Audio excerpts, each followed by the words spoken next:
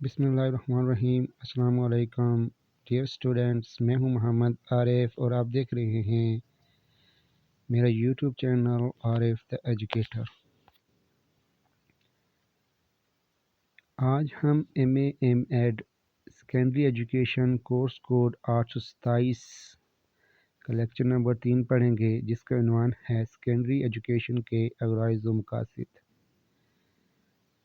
Dear students, subscribe my channel, اس کو like کیجئے اور شیئر کیجئے ود فرینڈس اینڈ فیملی، اور نوٹیفیکیشن والے بیل آئیکن کو ضرور پریس کیجئے تاکہ آنے والی میری ہر ویڈیو سب سے پہلے آپ تک پہنچے۔ تو آئیے سبق سٹارٹ کرتے ہیں۔ سیکنڈری ایجوکیشن کے غرائض و مقاصد۔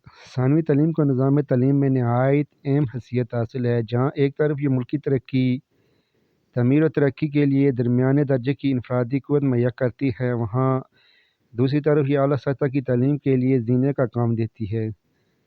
اعلیٰ سطح کی تعلیم جو پیشہ ور افراد مہیا کرتی ہے، اس کے معیار کا انحصار بھی ثانوی تعلیم کے معیار پر ہے۔ پاکستان کی تقریباً تمام تعلیمی پالیسیوں میں مجموعی طور پر مقاصد تعلیم کو بیان کیا گیا ہے، لیکن تعلیمی پالیسی 1998 تا 2010 میں ثانوی تعلیم اور اس کے مقاصد کو ایک الگ باب کے تحت بیان کیا گیا ہے۔ اس کے علاوہ ملک کے پالیسی ساز اور ماہرین تعلیم نے ثانوی تعلیم کے جن مقاصد کا تعین کیا ہے، ان کا مختصر جائزہ ہم ذیل میں پیش کریں گے۔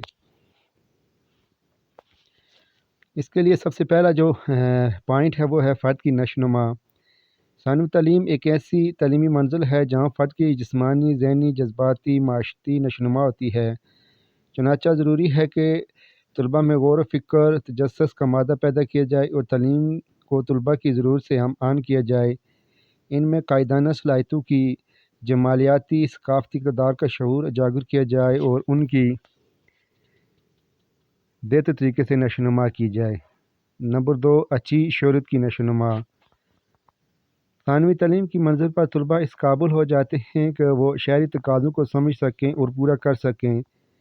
اس منزل پر ان کی تعلیم اس طرح کی ہو جس سے طلباء قانون کی اطاعت اور حکومت کے احکامات کی تعمیل سیکھ سکیں۔ وہ اچھے شہری کی ذمہ داریوں، مدنی تقاضوں کو پورا کر سکیں اور تعلیم کے ذریعے ان میں باہمی تعاون، خدمت خلق کے جذبے کو فروغ دیا جائے۔ ان میں ذاتی نظم و ضبط، ایمانداری، دیانتداری اور معاشرتی ذمہ داریوں کا شعور پیدا کیا جائے۔ نمبر 3، بطور کارکن صلاحیتوں کی نشوونما۔ کیونکہ ثانوی تعلیم کے بعد بہت بڑی تعداد میں نوجوان عملی زندگی میں شامل ہو جاتے ہیں، اس لیے اس سطح کی تعلیم میں طلباء کو کام کاج کے قابل بنانے کے لیے ان کو پیشہ ورانہ صلاحیتوں، مہارتوں کی تعلیم دی جائے اور ان میں ہاتھ سے کام کرنے اور محنت کی عظمت کا احساس پیدا کیا جائے۔ لہٰذا ثانوی تعلیم کا ایک بڑا مقصد طلباء میں بطور کارکن صلاحیتوں کی نشوونما کرنا اور مناسب رہنمائی کے ذریعے انہیں عملی زندگی کے لیے تیار کرنا ہوتا ہے۔ نمبر 4، حب الوطنی کے اوصاف کی نشوونما۔ دنیا کی ہر قوم اپنے افراد میں تعلیم کے ذریعے جذبہ حب الوطنی کے جذبات کو پروان چڑھانے کا اہتمام کرتی ہے۔ پاکستان ایک نظریاتی اسلامی مملکت ہے جو ایک خاص نصب العین کے تحت وجود میں آیا ہے۔ لہذا پاکستان میں ثانوی تعلیم کا ایک مقصد اپنے نوجوان میں جذبہ حب الوطنی کے جذبات کی نشوونما کرنی ہے۔ ثانوی تعلیم کے بعد نوجوان طلباء کی کثیر تعداد عملی زندگی میں شامل ہو کر قومی تعمیر کے کاموں میں شریک ہو جاتی ہے۔ اب تک ان کی وطن سے محبت کی نوعیت کتابی اور نظریاتی تھی، جبکہ عملی زندگی میں شامل ہو کر وہ جذبہ حب الوطنی کے عملی تقاضوں کو پورا کرنے کے قابل ہو جاتے ہیں۔ لہذا حب الوطنی کا عملی تقاضا یہ ہے کہ نوجوان ملک و قوم کے وقار بنیں، اپنے فرائض کی ادائیگی میں امانت و دیانت کے اعلیٰ معیار قائم کریں اور ملکی قوانین کی دل و جان سے پابندی کریں۔ بس ثانوی تعلیم کا ایک نہایت اہم مقصد یہ ہے کہ طلباء کی شخصیت کی تعمیر ایک پرامن اسلامی ملک کے محبت کرنے والے شہریوں کی صورت میں کی جائے اور تعلیم کے ذریعے ان میں اسلامی اقدار، قومی ثقافت، محبت، وطن کی خدمت کرنے کا جذبہ پیدا کیا جائے۔ نمبر 5، نظریہ پاکستان کے تحفظ اور استحکام کا جذبہ پیدا کرنا۔ پاکستان ایک نظریے کی بنیاد پر وجود میں آیا ہے۔ برصغیر کے مسلمانوں نے یہ ملک ایک ملی تشخص کے تحفظ اور احیاء اسلام کے نام پر حاصل کیا ہے۔ لہٰذا ثانوی تعلیم کا یہ اولین مقصد ہے کہ ملک کے نوجوانوں کے دلوں میں نظریہ پاکستان کا یقین اور اس کے تحفظ و استحکام کا جذبہ پیدا کیا جائے تاکہ وہ پاکستانی قومیت پر پختہ یقین رکھیں، صوبائی لسانی نسلی تعصبات سے دور رہیں۔ نمبر 6، سچے مسلمان کے اوصاف و کردار کی تعمیر۔ ثانوی تعلیم کا ایک اہم مقصد نوجوان طلباء میں سچے مسلمانوں کے اوصاف کردار کی تعمیر ہے تاکہ ان میں اسلامی نظریہ حیات کو سمجھنے، اس پر عمل کرنے کا شعور اور لگن پیدا ہو اور اسلامی ضابطۂ حیات کے مطابق بلند کردار مسلمانوں کے اوصاف کردار کے مالک بن سکیں۔ نمبر 7، ماحول سے ہم آہنگی اور مطابقت پیدا کرنا۔ جدید نظریہ تعلیم کے مطابق تعلیم کا بنیادی مقصد بچوں کو اپنے ماحول سے ہم آہنگی اور مطابقت پیدا کرنے کے قابل بنانا ہے تاکہ وہ خود اپنے معاشرتی ماحول میں اجنبی محسوس نہ کریں۔ لہٰذا یہ ضروری ہے کہ بچوں کی صلاحیتوں کی مکمل نشوونما ہو، ان کو معاشرے میں اپنی صلاحیتوں کے مطابق معاشی مقام اور احترام ملے، نیز وہ دوسروں کے ساتھ مذہبی، روحانی اور معاشرتی اقتدار کو اپناتے ہوئے اشتراکی عمل سے تعاون کرنے کے ساتھ اور ان کے ساتھ مل کر کام کر سکیں۔ نمبر 8، اپنے ماحول کی تعمیر نو کی صلاحیت پیدا کرنا۔ ثانوی تعلیم کے بعد چونکہ بہت سے نوجوان عملی زندگی کے میدان میں قدم رکھ دیتے ہیں، لہٰذا ان کی تعلیم کا ایک مقصد یہ بھی ہے کہ ثانوی تعلیم کے بعد وہ اپنے معاشرے کی تعمیر نو بھی بھرپور کردار ادا کر سکیں تاکہ معاشرے کی پسماندگی دور ہو سکے اور معاشرے کی خرابیاں، خامیوں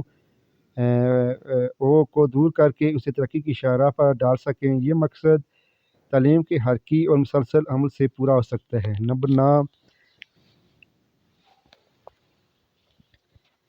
پروفیشنل اور ووکیشنل تعلیم کی بنیاد۔ ثانوی تعلیم کے دوران ایک طالب علم یہ فیصلہ کرتا ہے کہ اس نے کس شعبے میں جانا ہے اور اس کا رجحان کیا ہے۔ تعلیم کے اس مرحلے میں طالب علم اپنی پروفیشنل زندگی کی ابتدا تو نہیں کرتا، لیکن وہ ان کے مضامین کا انتخاب ضرور کرتا ہے جو مستقبل میں اس کے مطلوبہ پروفیشن کے لیے ضروری ہوتے ہیں۔ اس لیے اگر ہم چاہتے ہیں کہ ہمارے طالب علم اچھے ڈاکٹر، انجینئر بنے تو ثانوی تعلیم پر ہمیں انہیں تعلیم میں بہتری لانا ہوگی۔ لہٰذا اس سطح پر اپنے اور دوسرے ملکوں کے تجربات کی روشنی میں ثانوی تعلیم کو جدید ضرورت سے ہم آہنگ کرتے ہوئے طلباء کو مربوط ووکیشنل اور ٹیکنیکل تعلیم فراہم کی جائے اور ثانوی درجے کے تعلیم پروگراموں میں بین الاقوامی معیار کے مطابق تشکیل دیا جائے۔ نمبر 10، جذبات کی تربیت۔ ثانوی تعلیم کے دوران بچے نوجوان کی دہلیز پر قدم رکھ چکے ہوتے ہیں، ان کے سامنے زندگی کا ایک نہایت ہنگامہ خیز دور ہوتا ہے۔ لہٰذا ثانوی تعلیم کا ایک لازمی مقصد یہ بھی ہے کہ یہ نوجوانوں کے جذبات کو مثبت روح پر ڈال سکیں اور ان میں توازن اعتدال پیدا کرے تاکہ وہ اپنی سوچ و فکر اور اپنے افعال و اعمال میں افراط و تفریط کا شکار نہ ہو پائیں۔ اس مقصد کے لیے بچوں میں اعلیٰ مقاصد اور پاکیزہ اقدار سے روحانی اور جذباتی تعلق قائم کرنا ضروری ہے۔ جذبات کی درست سمت میں تربیت کے بغیر نوجوانوں کے راہ اعتدال سے بھٹک جانے کا اندیشہ ہوتا ہے۔ اس صورتحال میں وہ زندگی میں کوئی کارہائے نمایاں سرانجام نہیں دے پائیں گے۔ 11، معاشرتی روایات کی منتقلی۔ تعلیم کا ایک اور اہم مقصد معاشرے کی نظریات اور اس کی حفاظت اور منتقلی ہے۔ عمر کے اس حصے میں طالب علم ان رویوں کو سیکھتا ہے اور دی گئی تعلیم کے مطابق وہ درست رویوں اور غلط کی پہچان کرتا ہے۔ اگر کوئی معاشرہ ثانوی تعلیم کے ذریعے اپنی نوجوان نسل کی اخلاقی تربیت نہیں کر پاتا تو اس کی معاشرتی روایات کی منتقلی کا عمل درست طور پر سرانجام نہیں ہو پاتا۔ پوائنٹ نمبر 12، عملی زندگی کے آغاز کی تیاری۔ نوجوانوں کے آغاز سے ہی طالب علم میں عملی زندگی کا جدوجہد اور خود انحصاری کا جذبہ پروان چڑھنے لگتا ہے۔ ثانوی تعلیم اس عمل میں اہم کردار ادا کرتی ہے۔ اس کے علاوہ تمام طلباء اپنی تعلیم حاصل نہیں کرتے بلکہ ان میں سے اکثر ثانوی تعلیم کے بعد عملی زندگی میں قدم رکھ دیتے ہیں۔ لہٰذا ثانوی تعلیم کا ایک نہایت اہم مقصد یہ بھی ہے کہ طلباء کو عملی زندگی کے لیے تیار کرے اور ان میں اچھے اوصاف پیدا کیے جائیں۔